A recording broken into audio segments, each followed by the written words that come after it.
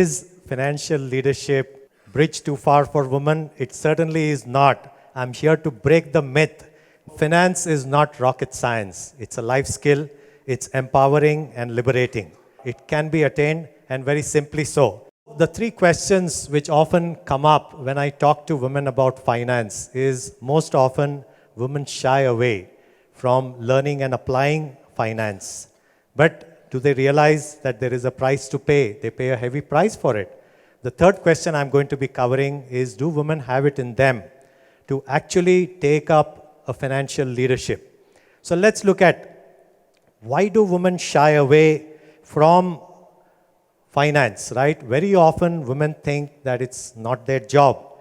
It's not something they think is, they think it's complex, it's boring. They think they are never going to need this skill or the knowledge. But that's not correct. So the price they pay for shying away from finance is very often a very heavy price.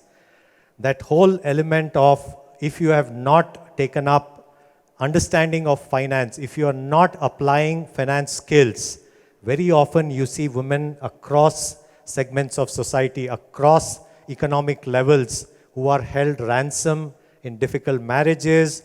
Women often are at the mercy of either their parent, their spouse, or their children.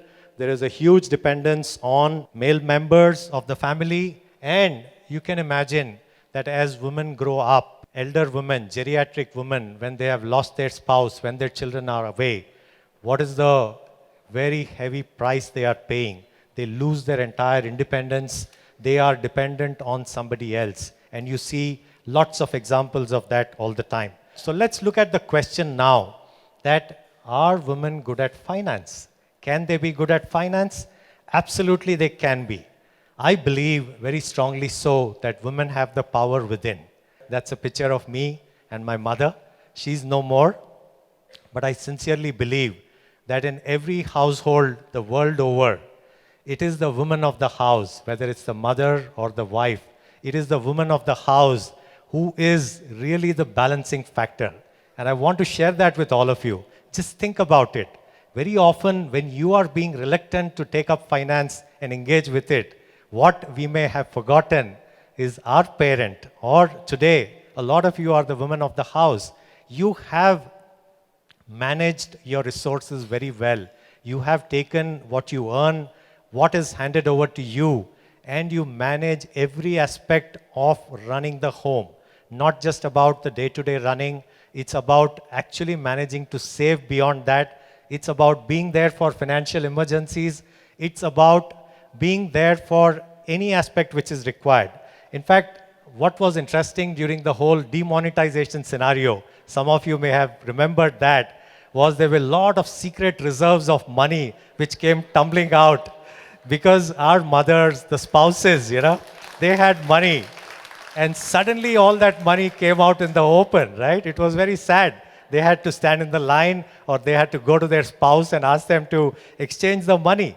So there's one aspect which I like to use as a leadership term for women. I believe that the women of the house, the world over, right? They are what you call the Rahmat-e Maula. In Urdu, that's a term which is used for the Reserve Bank of India. They are the lender of the last resort. And that's my mother, and believe me, I have lived that life. We have gone through some tough times, and mom was always there to dig out something and give it back, right? So that was fascinating. So not just this, we have several striking examples of women and financial leadership. Here you see the picture of Anu Aga and her daughter Meher Aga. Anu lost her husband early in life. Her husband Rohinton Aga used to run a company called Thermax, industrial space. She lost him to a very unfortunate event. She lost her son very soon after, but she stepped up. She took over the chairmanship of the board, and she brought the company to an amazing extent. It continues to be one of the leading industrial companies today. It's not just women like Anu. Actually, what is far more inspiring is women like LAKSHMI Amma, whose story I have here. She works with us. She has a couple of other jobs. She lost her husband early in life. 6 children, 5 daughters and a son. She brought up all of them in spite of her circumstances. She managed within the resources. She worked relentlessly across and she saved. She fortunately had a small pension. She had a home of her own. She was able to make some savings, add her earnings. She married off 4 of her daughters. She's educated all of them. Her youngest daughter and her son are studying. They're doing well. Her daughter is in degree now doing computer science, and she's managed them. When you feel that you are being, treated badly, when you feel that you are down, you should look out at the world around you. Let's look at several other examples of women having done extremely well. These are women from a Kerala-based cooperative called Kudumbashri. 40 lakh women coming together in a self-help group, micro-entrepreneurs doing extremely well. We have Lijjat Papad, we have Amul, striking examples of when women take up finance.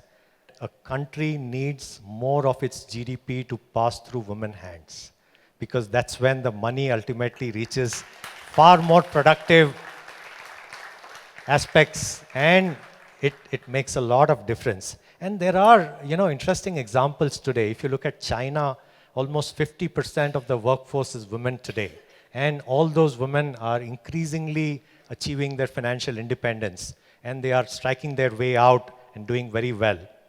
A quick example, there are a lot of women in amazing levels of leadership.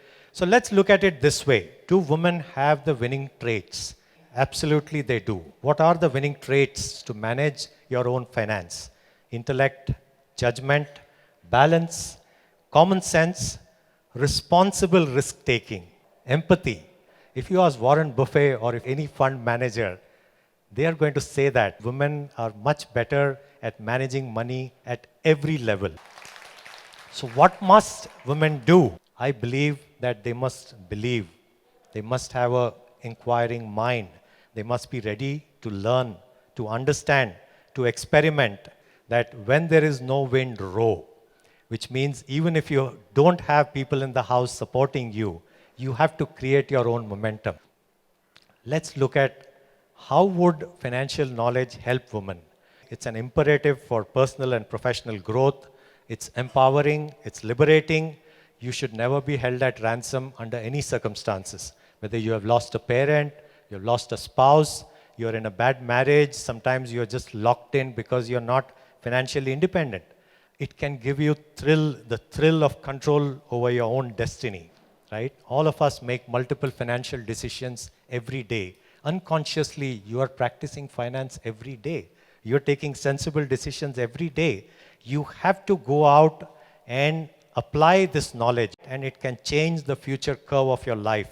Lastly, I feel in an increasingly integrity challenged world, we need more women in finance. The extent of financial frauds today, I think it's required. What is this financial literacy about? There's a lovely definition by OECD, a combination of awareness, knowledge, skill, attitude and behavior necessary to make sound financial decisions and ultimately achieve individual well-being. And there are global initiatives running right now by governments at every level to increase financial literacy across women. And everybody realizes that it's a very important priority. Let's look at what should be the call to action. What should women do to move forward? Very often, in spite of doing what you are doing, there is more to be done. And there is more to be encouraged across your friends also. So what should you do? You should be curious. You should be ready to learn, absorb, deliver. One gentle suggestion I have to all my women friends, very often you are under the impression that the family, the husband, the father may not like it if you ask. You should ask the person in the family about what is our financial position, what are the assets, what are the liabilities. It can be thrilling if any of you are willing to take up a small portion of the family's portfolio and actually manage that money, right? Put it in stocks, put it in better instruments. If you ask me, men actually suck at finance. They are not really good at finance. They just pretend, right? It's like my school's byline is that we may be wrong, but we are never in doubt. I think men get away with a lot just by saying that. There are tremendous availability of resources today, whether it's the government, it's RBI, there is so much focus on financial inclusion. Just by watching CNBC for 1 hour every day, by downloading a money control app or a bunch of personal finance apps, you can actually get a real amount of distilled wisdom coming to you. The judgment is yours, but the resources are available very broadly so. Also, try to teach your children at an early age to be aware about finance, to understand the power of compounding, to understand what it means not to go into too much debt, to stay within your financial means. There are a bunch of games like Monopoly, Payday, and several others which you can use to introduce the concept of finance. There are 4 zones all of us need to go through to get better at something which you have always felt was not something you wanted to do. You have to move from the comfort zone, which we all love to live in. You have to go through the zone of fear, right? Learning and eventually growth, because that's important. Making the right and intelligent financial decisions can change the curve of your life. Let me tell you an interesting story about investing. If you had bought a bullet in 2001 and instead of buying the bike for 50,000, if you had bought stock of the company which makes the bullet, Eicher Motors, in 2018 today, you would have had stock worth 3 crore rupees. 50,000 invested in Eicher Motors is 3 crore rupees today. Not all of us could have made that. Some of us would have lost money, but it's an interesting mind-opening thing, what the power of right decisions can drive to you. So let me talk about Atul Gawande, one of my favorite authors. This is something which applies to everyone. But as you move up in life, you move through 4 different stages. There's the stage of unconscious incompetence, where you don't know what you are not good at, to conscious incompetence. You realize what you are not good at. To conscious competence, you try to be good at it. And eventually the expert level is to be unconscious competence. So this is my last slide. I like to use golf examples. When you are lined up for a good golf shot, there are 3 things which you need to remember. You must imagine the shot you are going to make. You must believe in yourself that you will make that shot. You must have the confidence, and then you step up and execute your shot. Thank you so much. Thank you.